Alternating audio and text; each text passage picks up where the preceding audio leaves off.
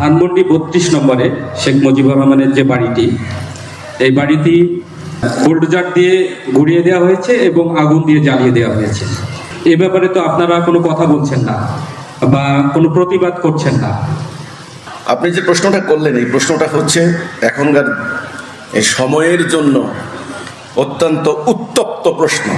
বিভিন্ন media channel থেকে আমাকে প্রশ্ন করেছে, আপনি কি ধানমন্ডি ৩২-এর এই বাড়ি ভাঙ্গার পক্ষে না বিপক্ষে? আপনি কি সমর্থন করেন কি সমর্থন করেন না? আপনার স্ট্যান্ড কি? অনেকে বলেছে। আমি সাফ করে বলেছি, ভাই, আমরা ইসলাম থেকে শিখেছি আমরা যাবতীয় অন্যায়ের বিরুদ্ধে, যেটা অন্যায়, অন্যায়ের বিরুদ্ধে কথা বলা মুমিনের অন্যতম কর্তব্য। এটা জিহাদ। যেটা অন্যায় তার বিরুদ্ধে কথা বলতেই হবে আমাকে, তা না হলে ইমানের দাবি হবে মিথ্যা। বাংলাদেশে যেহেতু সরকার আছে, আইন শৃঙ্খলা বাহিনী আছে, আদালত আছে, আমি যদ্দূর জানি এখন পর্যন্ত ম্যাজিস্ট্রেট সাহেবরা বসেন, এখন পর্যন্ত জজ সাহেব আছেন, বিচারপতিরা বিচার করছেন, সেনাবাহিনী আছে ম্যাজিস্ট্রেসি পাওয়ার নিয়ে, তারপরে পুলিশ আছে, থানা আছে, মামলা মোকদ্দমা রুজু হচ্ছে, জিডি হচ্ছে, কেস ফাইল হচ্ছে, মানে আইন শৃঙ্খলা আদালত তো বহাল তবিয়তে আছে। যদি না থাকলে তাহলে এক কথা হতো। যেহেতু আছে আইন, তো আইনের ধারস্থ না হয়ে যে কোনো ভাঙচুর, ভ্যান্ডালিজম, অগ্নিসংযোগ, লুটতরাজ এগুলি সমর্থন আসলে আমি করতে পারি না। প্রথম কথা। দ্বিতীয় কথা, আজকে যার বাড়ি ভেঙেছে তিনি 15 বছর ক্ষমতায় ছিলেন, আজকে তিনি ইন্ডিয়াতে আছেন।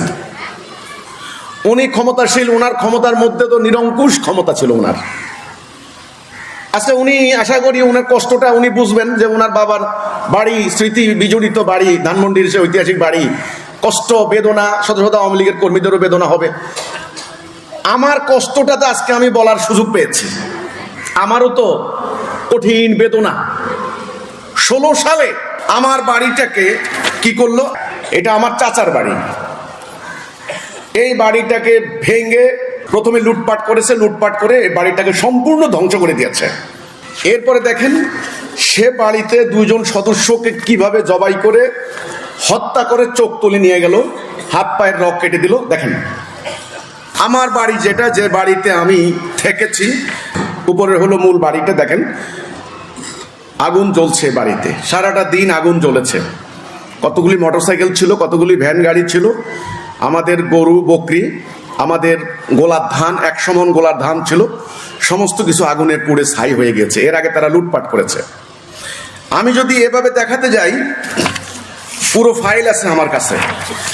এই ফাইলগুলির মধ্যে আমার বাড়ি ঘর লুটপাট, অগ্নিসংযোগ, ভাঙচুর, বাড়ির লোকদেরকে জবাই করে হত্যা করা, এই তাণ্ডব তারা চালিয়েছে। তখন প্রধানমন্ত্রী শেখ হাসিনা ক্ষমতায়, তারা সোশ্যাল মিডিয়া প্রচার চালিয়েছে, হ্যান্ডবিল প্রচার করেছে, মিথ্যা হ্যান্ডবিল। আচ্ছা, ঘটনা ঘটবে আমরা জানি, নিশ্চিত ওরা ঘটাবে। আমরা প্রধানমন্ত্রী কার্যালয়ে গিয়েছি, আমাদের কথা শোনা হয়নি। তৎকালীন স্বরাষ্ট্রমন্ত্রীর কাছে গিয়েছি আমরা, আমাদের প্রতিনিধি দল পাঠিয়েছি, তিনি বলেছেন, আরে তোমরা খালি ওখানে থাকো কেন, আমাদের বাড়িঘরে আমরা থাকবো না। ডিসি সাহেবের কাছে গিয়েছি, ডিসি সাহেব বলেছেন বাড়িঘর বিক্রি করে অন্য জায়গায় চলে যাও। হাসিনার সরকারের টাইমে জবাব ওনারা দিয়েছেন। আমরা তখন দাঁড়িয়ে বলেছিলাম, আজকে আমাদের চোখের কান্না, আজকে আমাদের বেদনা, এই অন্যায়কে যদি আপনারা প্রশ্রয় দেন, এই অন্যায় পুরো জাতিকে গ্রাস করবে না, আমরা বলেছিলাম। আমার এই ভাইদের হত্যাকাণ্ডের এই মামলাটা পর্যন্ত গত সরকার, হাসিনার সরকারের লোকেরা, স্থানীয় লোকেরা, তারা রাজনৈতিক মামলা হিসেবে ব্যবহার করেছে। আমাদের ভাইদের কিন্তু হত্যাকাণ্ডের বিচার হয় নাই, আমরা বিচার পাই নাই। আমাদের লোক মারা গেল, বাড়িঘর ধ্বংস করে দিল, আমাদের লুটপাট করে ফেললো, বিচার কিন্তু আমরা পাইনি। আজকে ধানমন্ডি ৩২ নিয়ে আমি প্রতিবাদ করব, আমার বাড়ি ধ্বংস করে দিয়েছে। তখন কি ওনারা প্রতিবাদ করেছিলেন? প্রতিবাদ তো দূরের কথা, তারা তো ক্ষমতায় ছিল। আওয়ামী লীগের থানার সভাপতি ওনার বাড়ির সামনে দাঁড়িয়ে ওনার ওখান থেকে মিছিল করে এসে আমার বাড়িতে হামলা চালিয়েছে। আমি তো রাজনীতি করি না, আমি তো অপরাজনীতির বিরুদ্ধে কথা বলি, আমি তো ধর্ম ব্যবসার বিরুদ্ধে সংগ্রাম করেছি। সেদিন আমি যখন আক্রান্ত হয়েছি, আমার নারী শিশুরা যখন কান্না করেছে, সেদিন আল্লাহর আরশ কেঁপে উঠেছে। বিচার করতে পারতেন ওনারা, ওনারা ক্ষমতায় ছিলেন। আমার কথা, আজকে যেগুলি হচ্ছে এগুলি সেই অন্যায়ের ধারাবাহিকতা, সেই অন্যায়ের কন্টিনিউশন। এখনো যদি অন্যায়ের বিরুদ্ধে সোচ্চার না হয়, আমার উপরে হোক আর আপনার উপরে হোক, বিএনপির উপর হোক, আওয়ামী লীগের উপর, জামাতের উপর, যার উপরে হোক, অন্যায়ের বিরুদ্ধে যদি আমরা কথা না বলি, তাহলে অন্যায় একদিন পুরো জাতিকে গ্রাস করবে। হ্যাঁ, 32 নম্বর বাড়ি ঐতিহাসিক বাড়ি, অনেকে হৃদয় লেগেছে, কিন্তু আমার বাড়ি আমার জন্য, আমার হৃদয়, আমার সম্পদ। স্বাধীন সার্বভৌম রাষ্ট্রে আমার বাড়ি লুটপাট করলো, ধ্বংস করলো, এখনো উচ্ছেদ করার জন্য ধর্ম ব্যবসায়ীরা হুমকি দেয়। এই অন্যায়ের বিরুদ্ধে আমি সংগ্রাম করছি, জেহাদ করছি।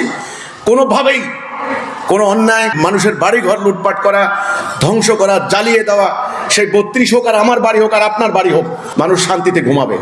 মানুষ ঘুমাতে পারে না মিথ্যা মামলায়। এটা কেমন কথা? আমার কথা হলো, আমরা যখন আক্রান্ত হয়েছি, যদি সেদিন বিচার হতো, অপরাধীদেরকে আইনের আওতায় আনা হতো, তাহলে আজকে তারপর থেকে এই যে জ্বালাও পোড়াও হত্যাকাণ্ড এগুলি ঘটতো না। আমি সরকারের কাছে আহ্বান করব, আমার বাড়ি, যার বাড়ি, বিএনপির বাড়ি, আওয়ামী লীগের বাড়ি, জামাতের বাড়ি, যার বাড়ি হোক না কেন, আমরা বাংলাদেশের মানুষ, আমরা এখানে শান্তিপূর্ণ একটা সমাজ নির্মাণ করতে চাই। সঠিক আদর্শ নিয়ে আমি কথা বলি।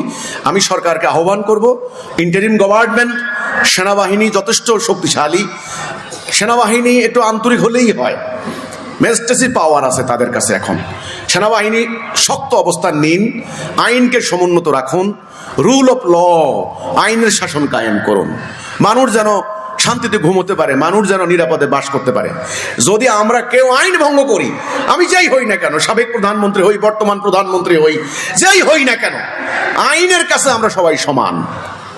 অন্যায় করলে, মানবতা বিরোধী অপরাধ করলে, ফ্যাসিবাদী হলে, ফ্যাসিস্ট হলে আইনের মুখোমুখি হতে হবে। আইন সম্মতভাবে যেটা হয় সেটা